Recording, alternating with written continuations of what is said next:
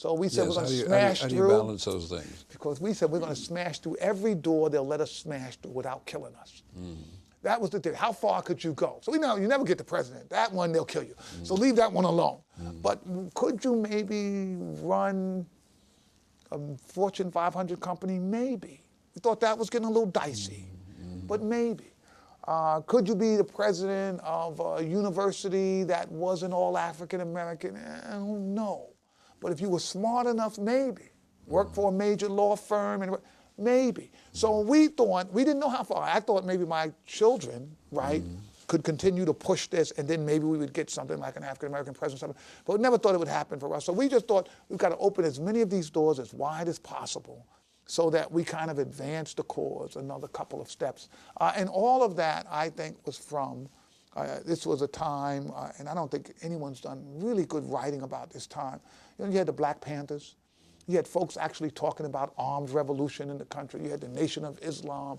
So you had all of this agitation going on where some people saying, let's get guns and take it, and other people saying, no, it has to be nonviolence. And there was this huge debate that involved both African Americans and whites.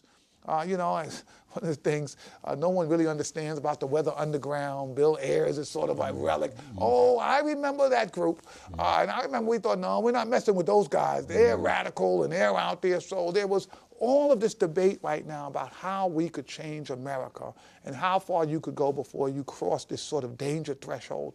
And that really influenced my life very early on. And some of us felt that if we did not push that envelope, we would actually be letting our race down. Let me take you back a little bit to the time when you realized, and you've said, that there were monsters in the world when a young kid, Malcolm, was shot down. Tell us about what did that do to you? Well, you know, growing up in the South Bronx, we really, you know, we knew we were poor, so that was fine. And we knew it was tough, and that was fine. But we really did not know that there was evil lurking around us. There was a certain innocence about growing up in the inner city. And when they killed Malcolm, this young boy who was really poorer than the rest of us, and it was over nothing. And I remember my youngest brother, Reuben, was there. They were rolling a tire. And we just make games out of anything. We'd find some piece of junk and we'd use it and play with it. And a guy opened up his window and just yelled out the window, hey, you guys, cut out all that noise. And he laughed, didn't pay no mind. It took 9, 10.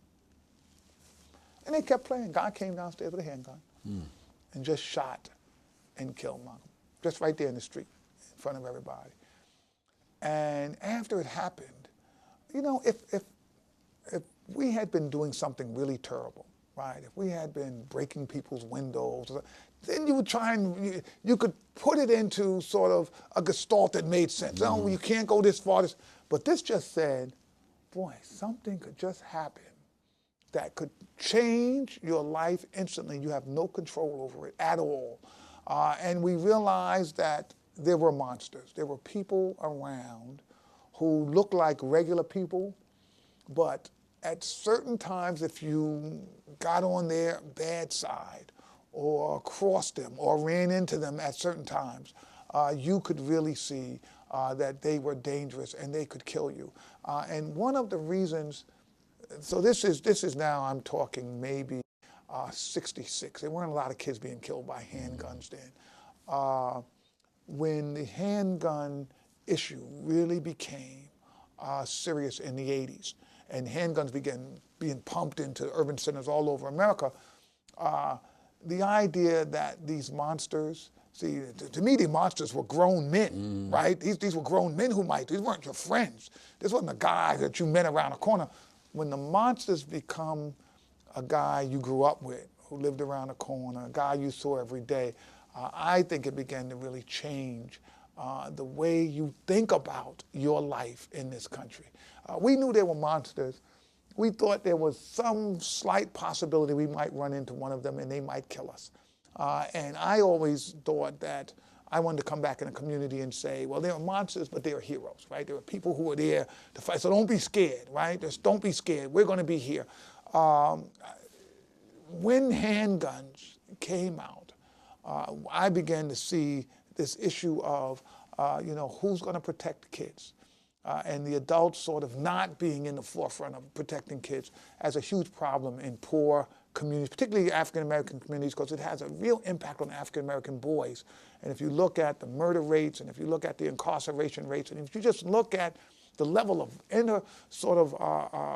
personal violence that happens in so many of these communities, you see the end result of what I was afraid of in like '66, that the monsters would become real.